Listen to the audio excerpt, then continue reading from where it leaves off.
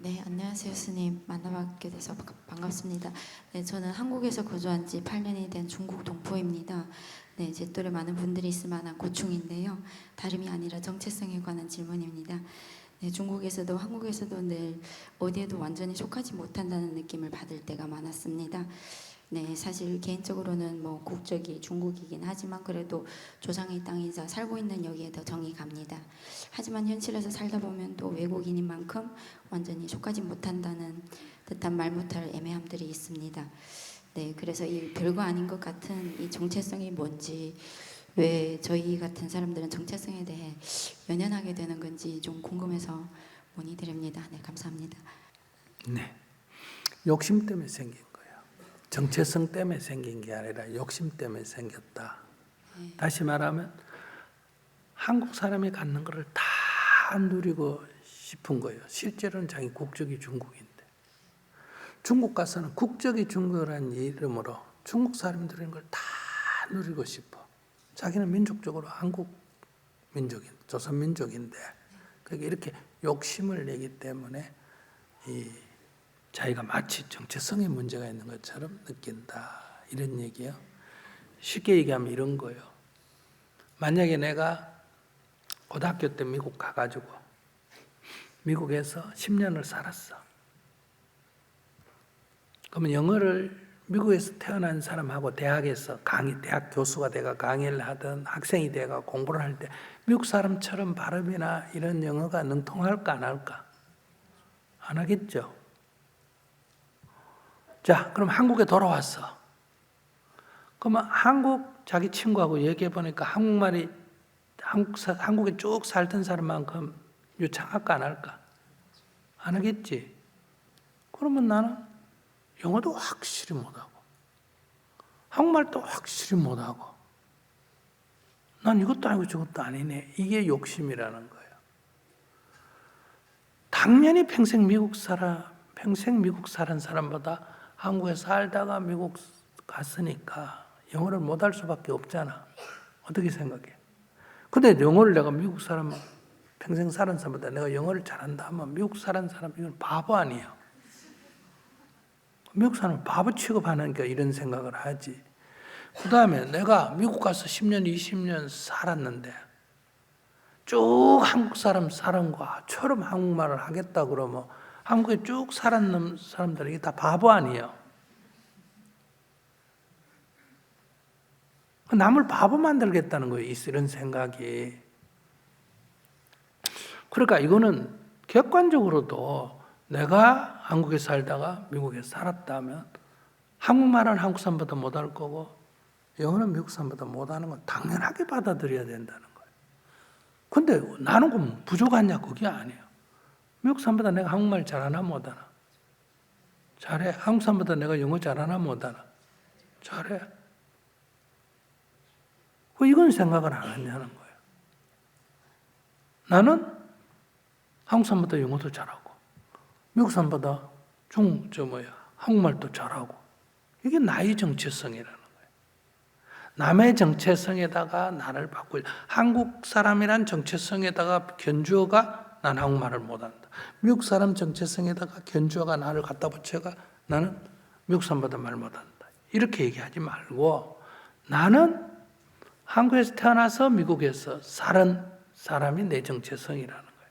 그렇기 때문에 나는 한국말도 할 줄 알고 영어도 할 줄 안다. 이게 내 정체성이라는 거예요. 나는 중국 국적을 가지만은 민족이 무슨 민족이다? 조선족이다. 즉 한국 민족이다 이 말이에요.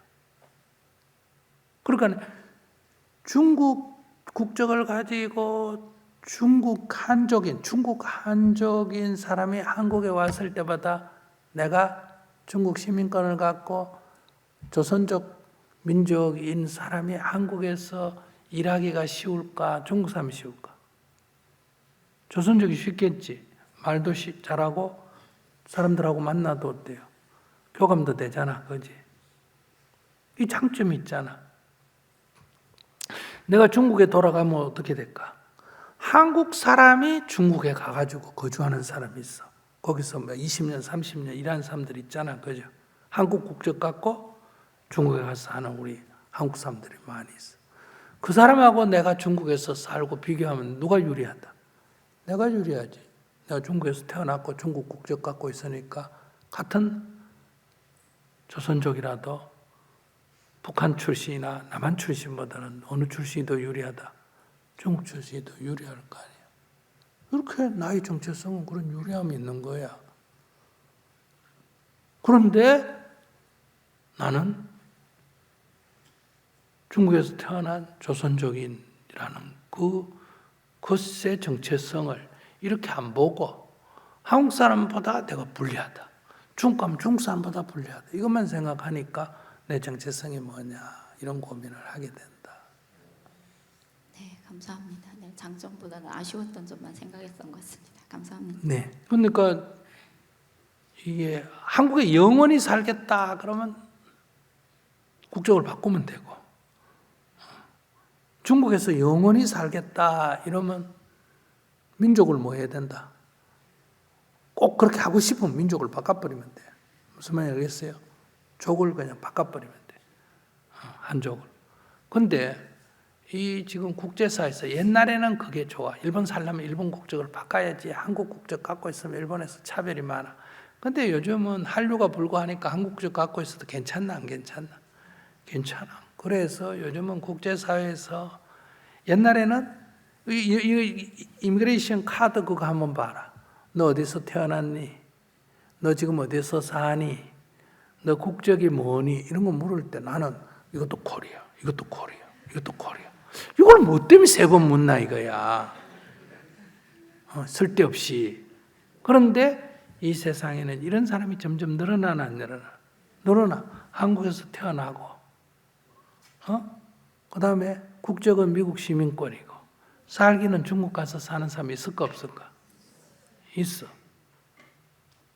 이런 사람이 있다 보니까 이걸 적어야 되는 거야. 네 국적은 뭘로 돼 있고 네 태어나기는 어디서 태어났고 네 현재 살기는 어디서 사느냐.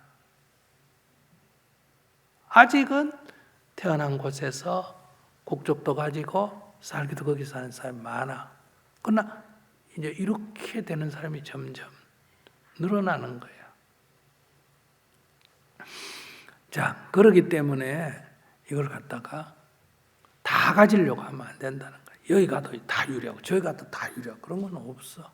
그러니까 이렇게 내가 위치를 바꿨을 때는 이제 이런 장점이 있다. 이렇게 관점을 가져야 된다. 그러니까 남의 정체성이다 나를 갖다 끼 맞추지 말고 나는 새로운 정체성이에요, 이게. 아시겠어요? 새로운 정체성이다, 이게. 이중 국적 또는 뭐 이런 거죠. 나는 기독교 집안에서 태어났지만은 불교인이 됐다. 기독교 집안에서 태어나서 불교인이 됐거나 불교 집안에 태어나서 기독교 됐다. 이럴 때도 마찬가지예요. 우리가 미국에서는 기독교의 문화에서 태어났는데 불교 신자가 됐을 때 그냥 개종을 해가 불교 신자가 돼버린 사람도 있는데 이런 많은 사람들이 지금 이렇게 말해요. 크리스찬 부디스트라고 그래. 코리안 아메리칸 하듯이 크리스찬 부디스트라고 그래. 나는 종교는 뭐고 세례는 가톨릭에서 받았고 현재 지금 나는 활동을 어디서 한다? 불교에서. 공부는 뭘로 한다? 불법을 공부한다.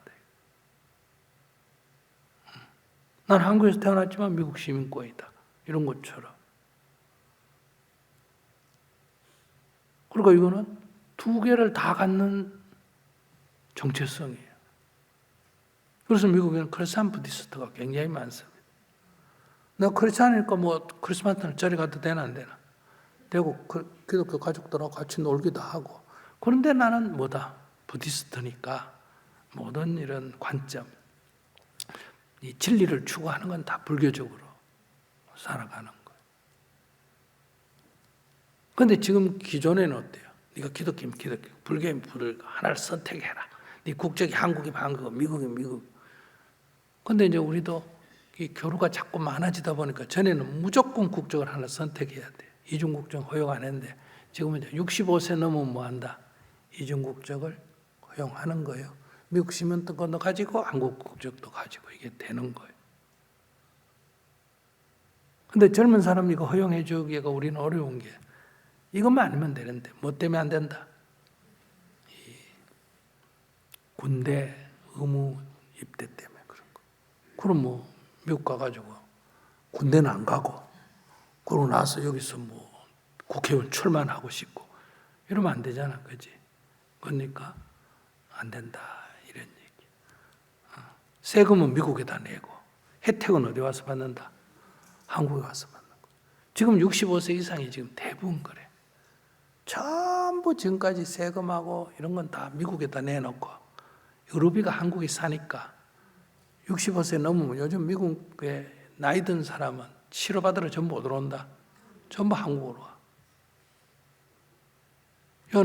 여는 재산이 있고 미국에 재산이 있으니까 여는 보험료를 뭐밖에 안 낸다? 조금밖에 안 돼. 2만 원, 3만 원밖에 안 돼. 그리고 혜택은 다 받는 거예요.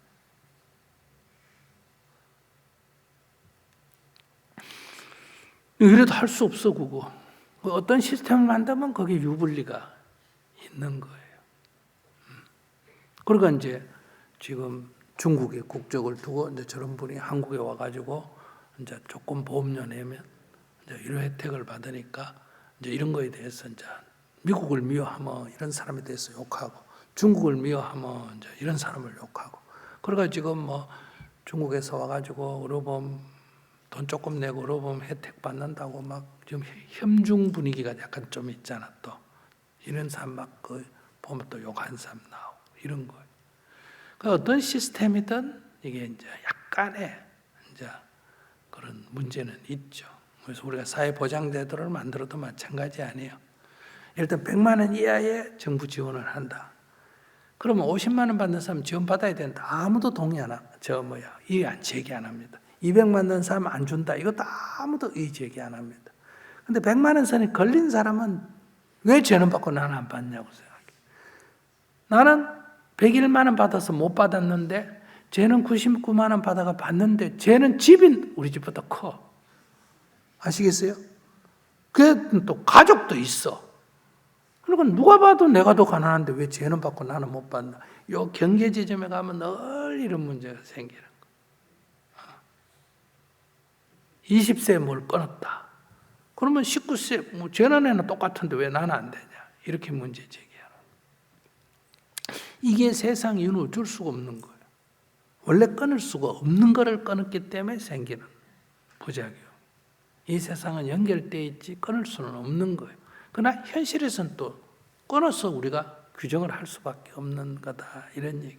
그래서 이런 거는 늘 인생에서는 이렇게 일정한 작은 범위 안에서 이 모순은 갖고 우리가 살아간다. 이런 얘기예요. 그러니까 아까 저기 얘기하듯이 뒤에서도 욕 안 하면 좋나 안 좋나? 좋지. 근데 인간들 수준이 그만큼 되나 안 되나? 안 돼. 그렇게 안 되는 인간한테 자꾸 그렇게 욕하면 어떡해. 그렇게 가르치고 그렇게 하라고 하지만은 그 수준이 안 된다는 거야. 인간이 배운 대로 가르친 대로 다 못하잖아.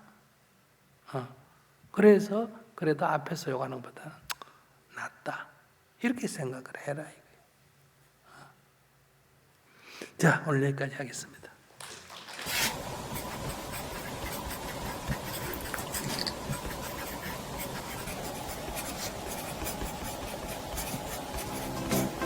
이제 나는 인상 쓰지 않고 글을 씁니다. 지금 이대로 좋다.